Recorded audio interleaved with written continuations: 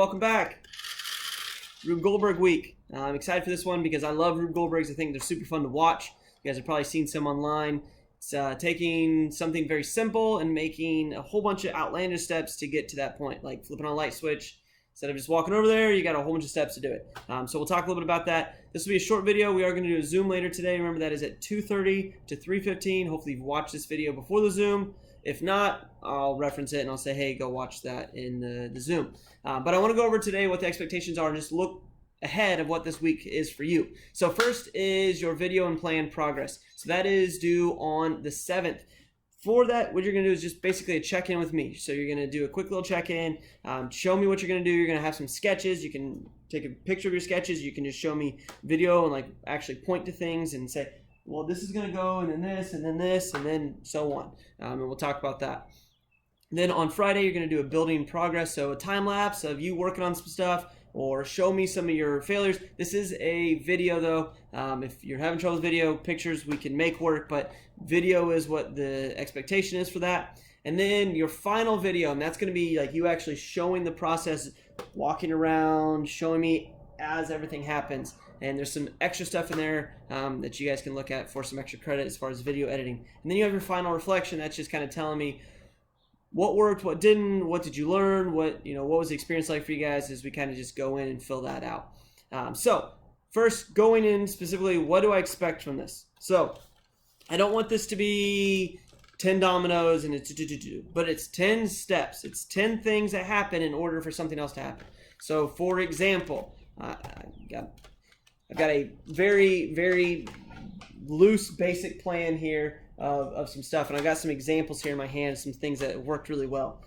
So first, you have a ball. Something that can roll is always really nice because it's in motion. After this video, there's another video that walks through the same guy that made the first video. He shows you some tips and tricks on how to make these things happen. I recommend it. Actually watching that, I learned a lot because there's a lot of like little detail stuff that he talks about.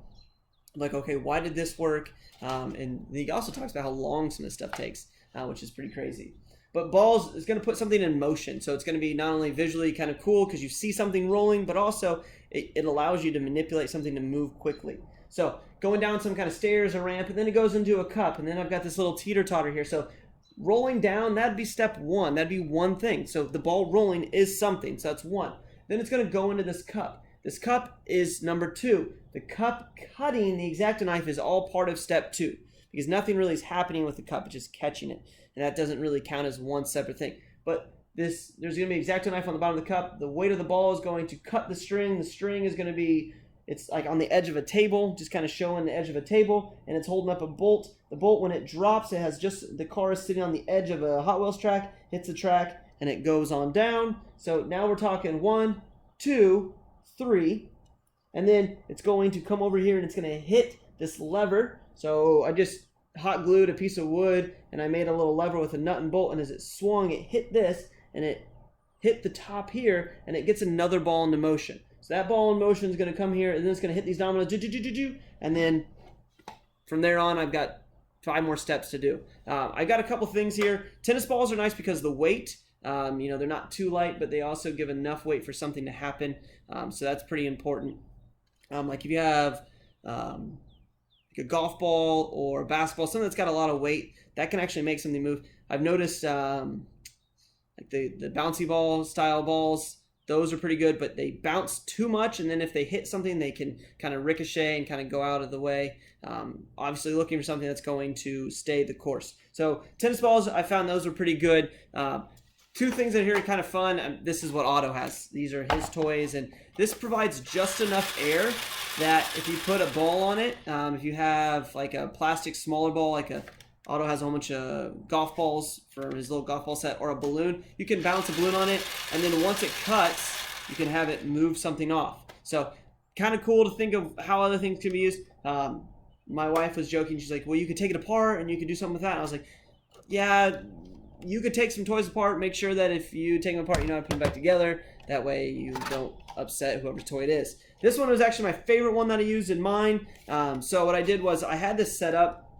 You can kind of see it's got the switch, and it actually does spin. And it's got a clutch built into it, so it actually stops spinning when it has force on it. So what I did was I set it up like this. So I taped a Hot Wheel track to it, and I had a Hot Wheel car come in and it hit this and it spun this, and then what I did was I taped a piece of string to it, and I taped that string to actually this lever right here. So I actually moved the lever this way and back. You can move it, and so as I moved it and pulled it, it hit this and started the next chain reaction. So that's kind of cool mechanism. Have something that turns. You can think of other ways to do this, like mixers, which are very powerful, so be careful. But RC cars or something small that you can spin or could get spun up. If you have like a fan that you can take the shroud off, get creative with it. But what I just wanted to show you is you can do this in a lot of different ways.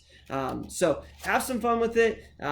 If you have questions throughout the week, let me know. I do expect you guys to put some good effort in, and I also think you will enjoy it. You know, could be at your, you know, in your garage and do this all with a whole bunch more mechanical things. You don't have to be toys. You could, you know, if you have tape and string, and really you can make this out of anything. That's the fun part of it. You'll see in the videos that you saw or are about to watch, you can make this with a lot of things. So please try to watch this kind of stuff. Go through and watch the other videos before the Zoom.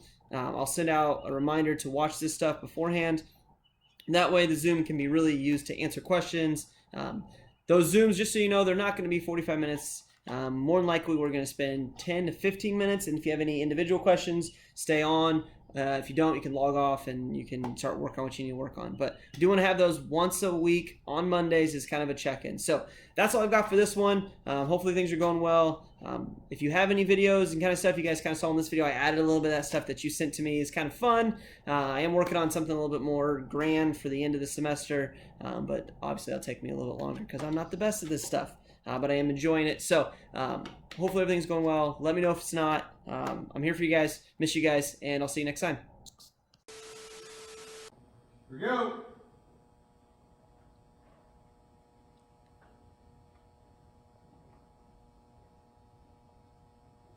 Hello, I'm Joel Alvarez, driver of the JHS Motorsports team.